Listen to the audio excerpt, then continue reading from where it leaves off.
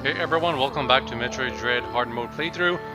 We are in the finale. This is basically just the final boss battle and the ending that I will be playing through here. But first we gotta talk to Adam. Right up this shaft over here after we powerbomb the thing, because for some reason we gotta have one more check. Right up here. One more loading screen. Actually, no, this is just gonna straight up lead us to the cutscene.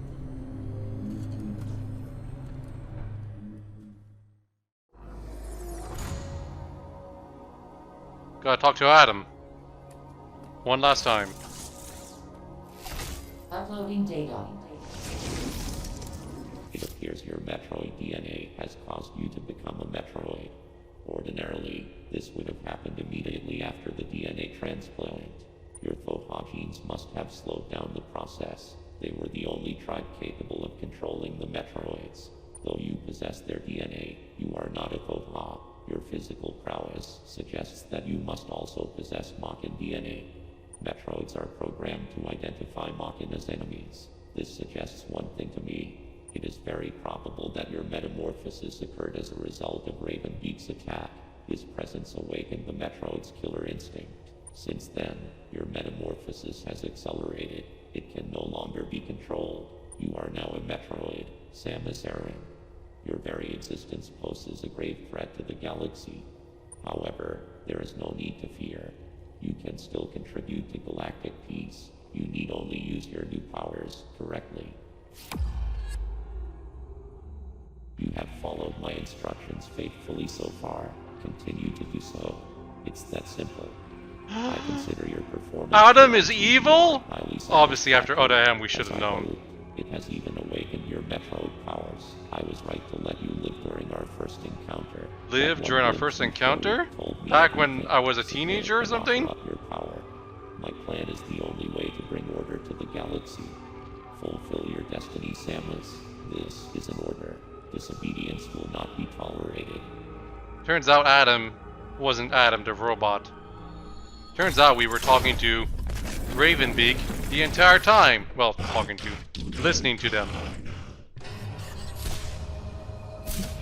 Also, turns out Ravenbeak is one of our dads.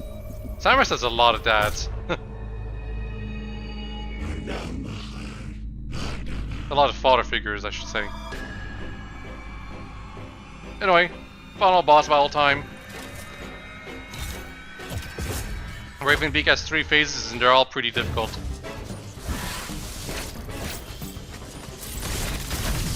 Don't be afraid to use storm missiles for damage. Oh, and when he does this, the optimal move is actually to do this. The power bombs is good for getting rid of his black hole thing.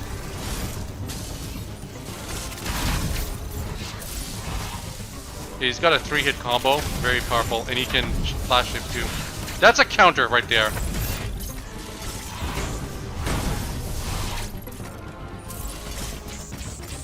Die.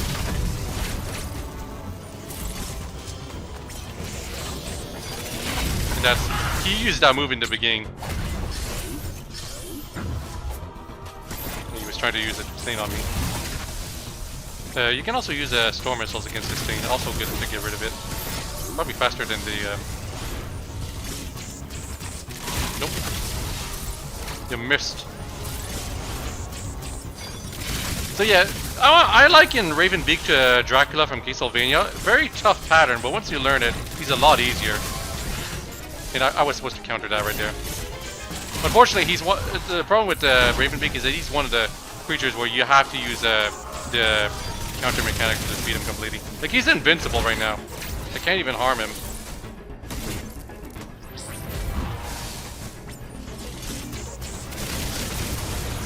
Damn it. Lost a lot of health. I'm probably gonna lose this first encounter.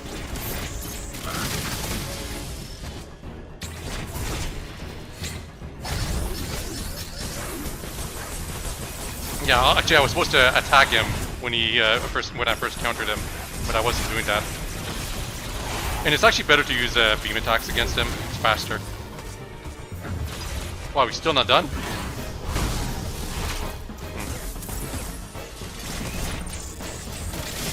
I could have countered here.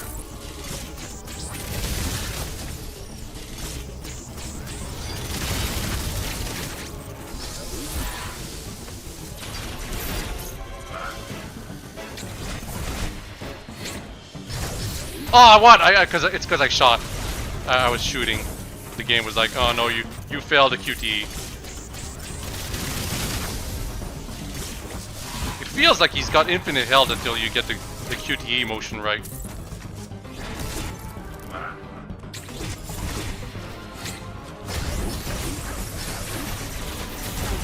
Shooting is much better than using missiles here, I believe, if you got really fast fingers. And that's phase 1. You have to go through the QTE to finish his first phase. And now it's time for phase 2. This one's a lot more mechanic, no more QTEs here.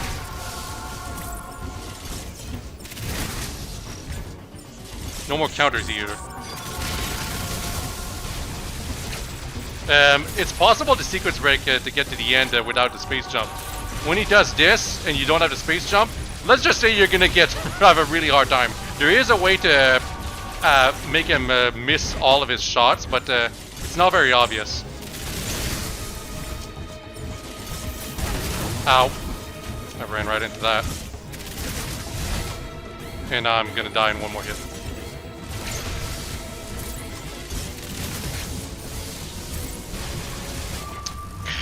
Yeah, I screwed that up. I screwed the dodging. And unfortunately, you don't get checkpoints between his phases. You have to go through all 3 of his phases in one life. But once again, I mentioned, his pattern is very easy to learn.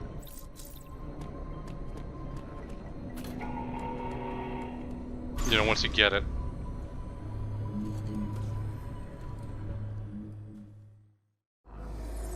Yeah, we're just skipping that.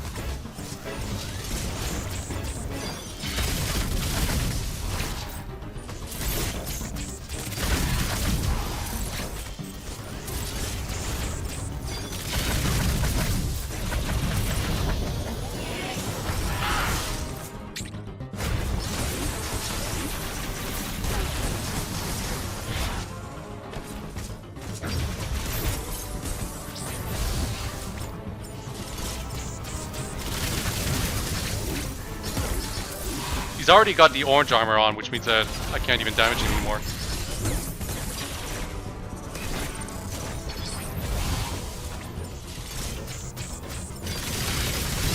Oops, ran right into it.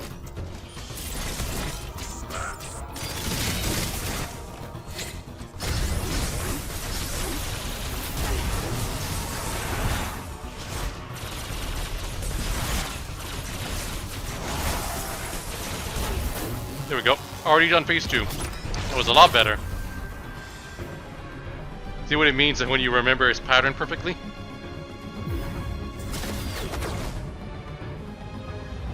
But now I gotta get to phase 2 again, and I gotta remember how to do this pattern.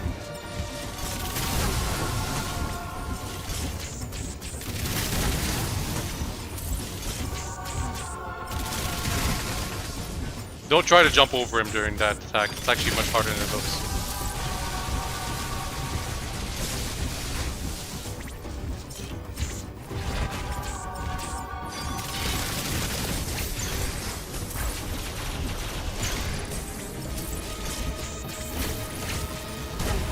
Ah, you can't aim below you. Cool.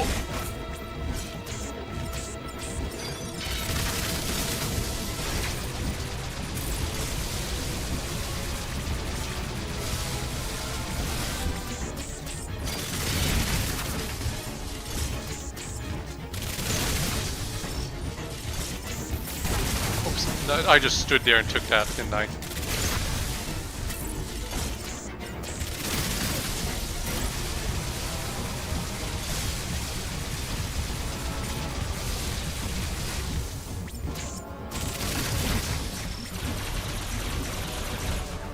There we go, phase 2 done.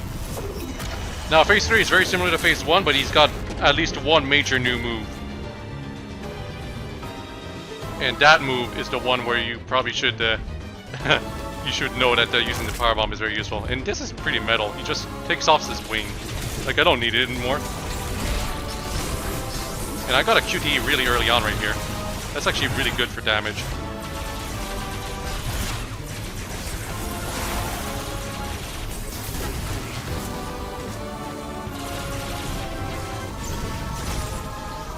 So yeah, this thing, if you don't have power bombs with you for whatever reason, it's actually pretty hard to deal with it. But if you use your power bomb, you can get rid of it right away. Very helpful. Because otherwise it keeps emitting rains that you have to dodge. And he still does this thing too as well. You can also use power bombs for this thing, but it also helps to just do the thing normally.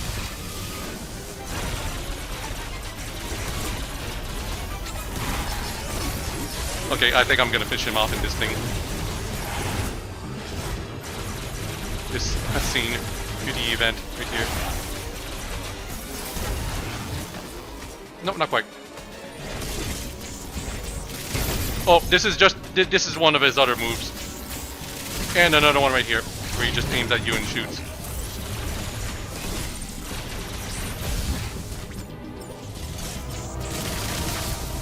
Crap, I messed that up. Oops, I think to just jump right into it.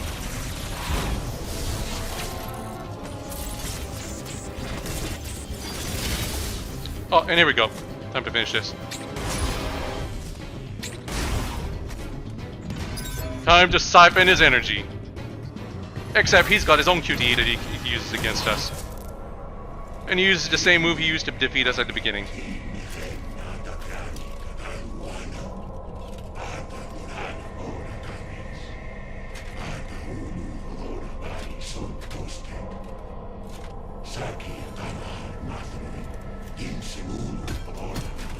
I'm glad Samus is at least trying to get out of his grip.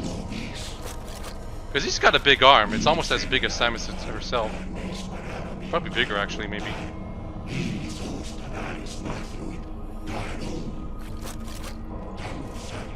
I don't know why Samus doesn't try to absorb from his arm. It feels like it would be smarter than trying to aim for his head. Because I'm pretty sure she could absorb from his arm. Because Metroid's can absorb from Samus, and she's got the same type of armor that he has. Do you actually have to aim for the head? No, it looks like Samus is just going to give up here.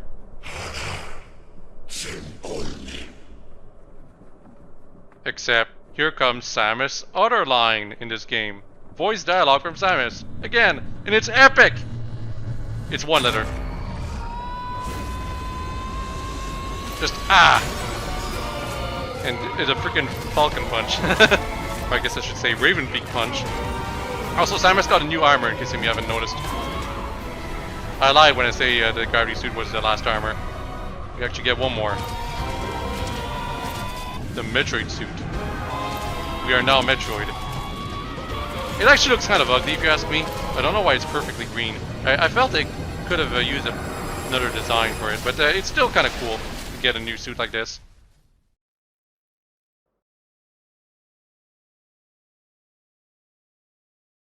And we do get to play with the Metroid suit. In fact, we're not even done with Ravenbeak, technically. All we did was punch him, after all. Yep, Metroid suit's right there. And Ravenbeak is right over there. He's missing some armor, though. Just looks like a bird. Oh, would you look at that? An X. And now now Ravenbeak no longer has protection against an X, so he just gets infected and killed for it. I wonder what X that was, though. Oh my, it was the Crate X!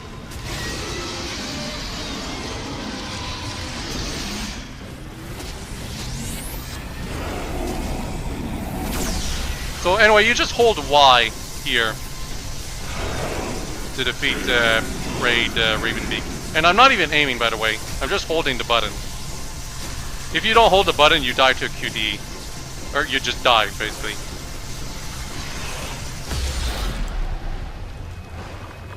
Like he noms you. This is the part where it kind of sucks, though, because the game teaches you to hold the R button and then shoot by pressing once to the entire game. Like it trains you to do that. But here you're just supposed to hold Y. You don't even aim. It feels like the game just kind of cheats you in this moment, and most people probably die because of that. Anyway, we got 3 minutes to escape.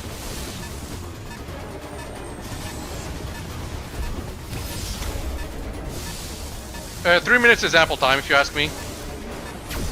And don't be shy to just hold the Y button to keep shooting, by the way, because we got the Metroid beam or something like that, and it's pretty huge. It is cool that we actually get to use it. Oh, we're not even displaying our having health right now because we're basically invincible. Literally, we kill everything like one hit.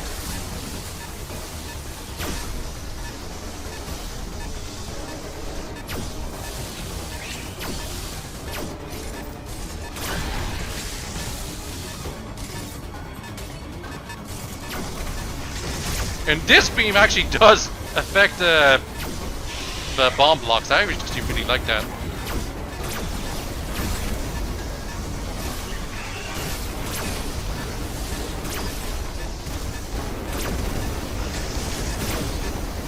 As far as escape sequences go, this is not the most dramatic one, I would say, but it's pretty much tradition to have an escape sequence in a Metroid game. So you know, could be worse, could be better.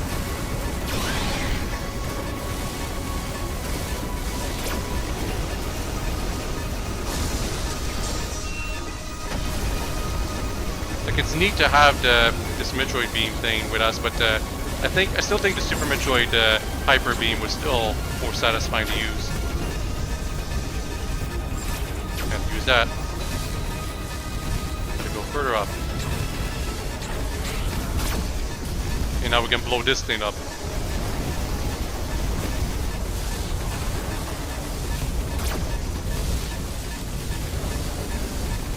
Oh, I cannot use the flash shift anymore, by the way.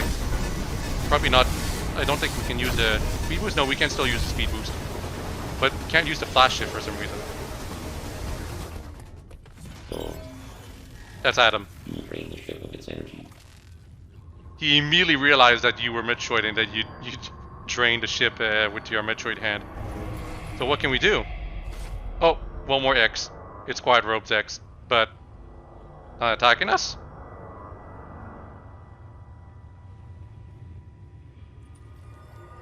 Nope. Just letting himself be absorbed, apparently. And yet, this X still reactivated the Emmy when it first awakened, which means it wasn't necessarily good for us. Regardless, by letting himself get absorbed, White Robe's Toha genes allowed us to become un-Metroid again, or control the Metroid DNA within us again. That's I believe what happened here.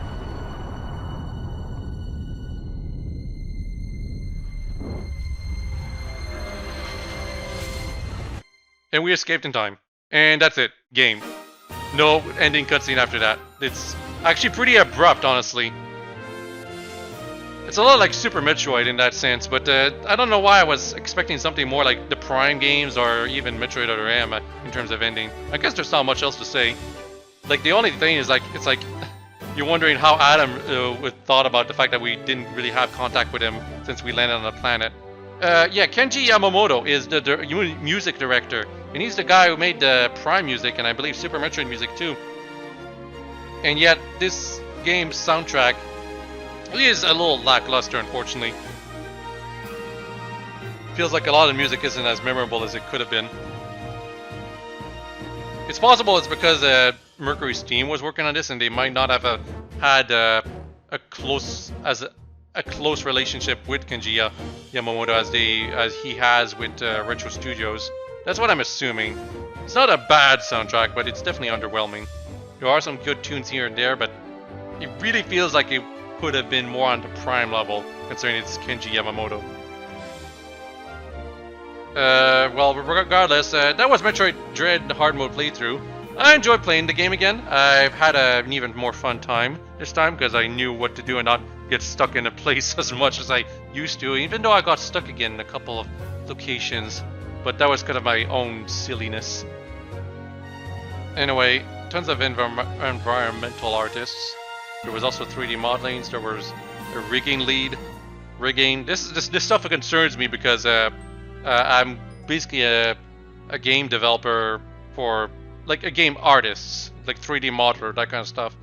So this, like, I would be one of these people in these credits who would just be like not an animation lead, I would say, just like cutscene animation, or maybe 3D modeling or environmental artist, that kind of stuff. Rumiko Miyamoto.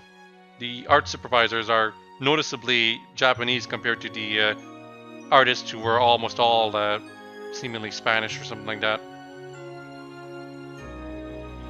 So they were probably like the people who were looking to make sure that the game looks like Metroid, right? I mean, we are Metroid now. Samus is now Metroid. What does this mean for the future of the franchise? Honestly, I don't really care all that much. Lots of people were expecting Metroid 5 to be something about Samus rebelling against the Federation, but turns out that was a minor hiccup with the translation of Metroid Fusion. Still, I would have actually been interested in seeing that happen. Well, besides that, maybe look forward to Metroid Prime 4 if we ever see something about that. Even in 2023, we still don't have a single picture of what Metroid Prime 4 is going to look like. It's still in the, like, they're still cooking it. It feels like. It feels really actually that they're waiting for the Switch's successor before revealing it. That's what it feels like. Also, IQ translation. Isn't the IQ some other type of console? That's what it feels like. No product testing. Actually, that's what I'm probably going to end up doing initially when I actually get a job at a game company. Product testing. It's supposedly a very boring job, unfortunately. You don't get to develop the game, you don't get to even look at the code, you just do product testing. It's either that or I do basic modeling.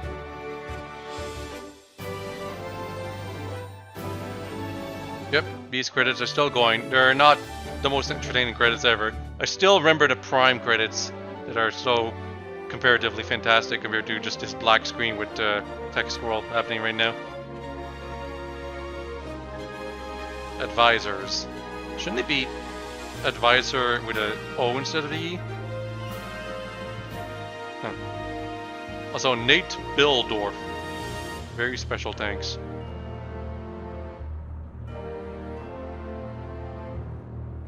Shintaro Furukawa. I believe that's the Nintendo president right now. Hasn't really made a name for himself yet. Feels like. Then again, I could be just stupid and not realizing it's a guy who actually we look forward to quite a bit. Anyway, we didn't beat the game in under 4 hours, so unfortunately, I don't believe we get anything special here. Actually, I don't think we get anything special here no matter what. I think it's the same thing no matter what here.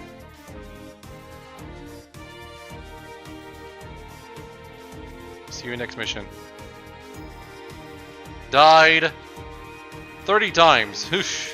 Sounds about right. 30 bosses. Died 30 times. And I saved 36 times. Oh, we got the other M picture. And the fusion picture. And that's it. Also, we unlocked Dread mode. In Dread mode, everything kills you in one hit. But we're gonna look at the gallery real quick.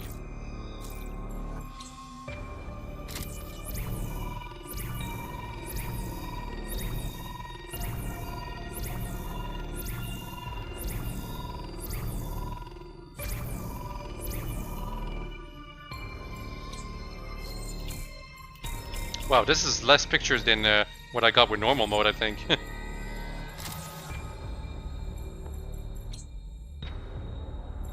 Yeah, these are the pictures to show some stuff. I believe, yeah, Kraid is shown being taken prisoner here for some reason. And Ravenbeak defeating the Emmy. The one at the beginning is the one we kind of like defeated. I'm actually gonna go on my normal mode playthrough to show the rest of the pictures I think I have. Because I think I unlocked way more pictures in... Yeah, see how many pictures I unlocked here? And I unlocked this thing too. Oh, but I only got this picture. The zero mission ending. Okay, I think I understand why. Picture number 1 here, for all these 3 pictures here, are normal mode rewards.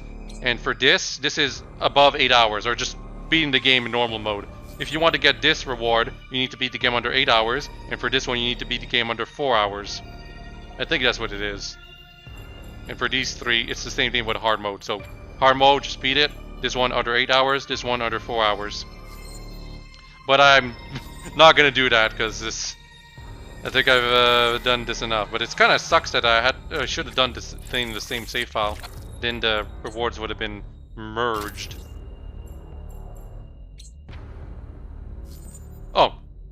Okay, I did get this picture.